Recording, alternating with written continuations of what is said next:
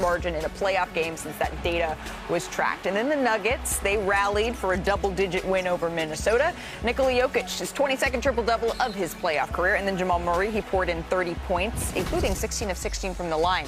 And then with no KD for Houston, LeBron, the Lakers, they grabbed game one, even though they didn't have Luka or Austin Reeves. LA, they shot 61% from the field, their best in a playoff game since 1990. But of course, the story of that game was Kevin Durant out after injuring his knee in practice. So for more on this, we say hello to our senior insider, Shams Charania. Shams, game one's in the past, but Houston fans, they are wondering. They are hanging on to your every word here. And by Houston fans, I'm looking at Chiney. What do we know about KD's status for game two?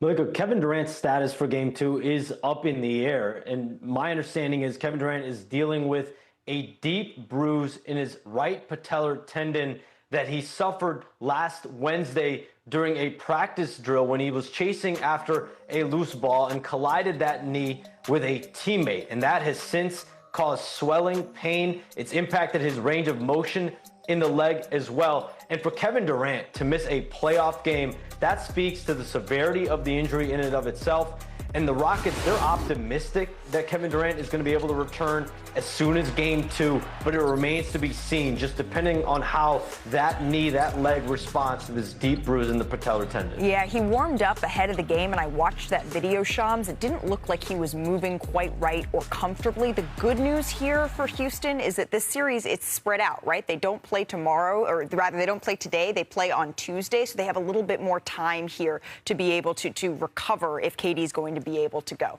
So we got that in the future. Let's talk about something a little bit more immediate. Unfortunately, more injuries. Let's talk about Anthony Edwards. He had 22 points in 38 minutes in game one, but he is questionable for tonight, game two. What's the chances that we're going to see him playing?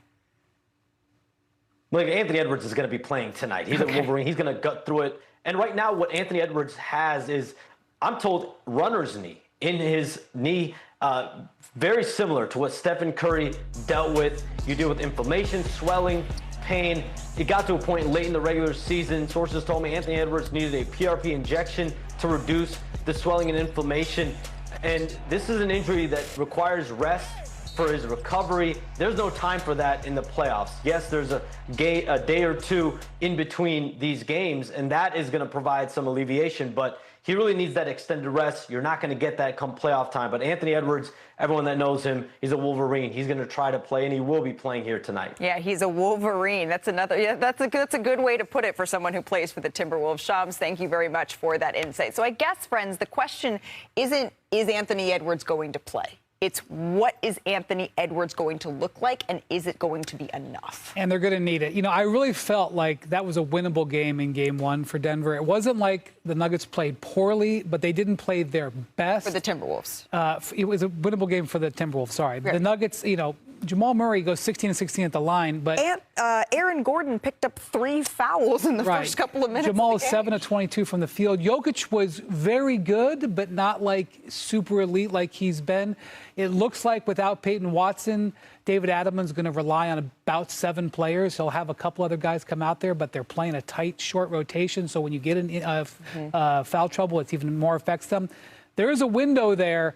I say that because I would point out that Denver has won 13 games in a row. Even teams that were trying not to beat them at the end of the regular season got beat by them. Or they were trying not to win, they got beat by them. And if you get in a situation where you've got to win 4 out of 5 against a team that's that hot, you don't want to be in that spot. I think there's 2 things for me. I think the first is you've got to keep Denver off the free throw line. They took 33 free throw attempts. There were, I think, a minus 14 in makes. In my little notepad. How do you read that part? Wait, for the viewer, like just so we can show Director Ray, if we can just show this is how Bobby prepares for the show. My man is prepared. So now you threw me off. So you got to keep him off the free. You got to throw him off the free throw line. And I want a better version of Julius Randle. Right. That's what I need. I need him to be there, especially if Anthony Edwards is a little bit limping here with the knee. I want a better version. I think 6 for 16 in that game. That was not in my notes, 6 for 16. You know what's interesting? You mentioned 2 things that I think are key. You know, 6 for 16, or Julius Randle's impact, right? Being better. The fact that the starting lineup combined for 83 points for the Timberwolves, like, that was absolutely a winnable game. When I look at it, you know, in reverse, or at least on tape, the runs that the Nuggets had was much more timely than the runs that the Timberwolves had. And if they had better timed runs or scoring outputs or Julius being more effective, then they could have walked out there with a win on the road. Also, they made a big investment in Naz Reid, and they need Naz Reid to deliver in these types of games. Completely agree. But I also want to. Sometimes when your shot isn't falling, Jamal Murray was 0 for 8 or so from 3. I do like how he found a way to get to the free throw line. You mentioned 33 free throws they shot or so. He had half of them. And to me, that's like the sign of maturity. This has been the year of a great big step for Jamal Murray. He played more games than probably he ever has in his career. He was a first-time All-Star. When Jokic in the first quarter at least was trying to find his game because the physicality that Rudy Gobert was providing, he had a good game. Well, go ahead, Malika. And that was the other thing for the Timberwolves is wasting a game that Rudy Gobert was that good. Yes. You can't do that on the road in Denver. However, if we, at the risk of parroting Brian Windhorst, when we look back to that 7-game series that they had last year, the Wolves, they took 2, right, on the road in Denver. Then they lost 3 straight games, and everyone thought they were COOKED.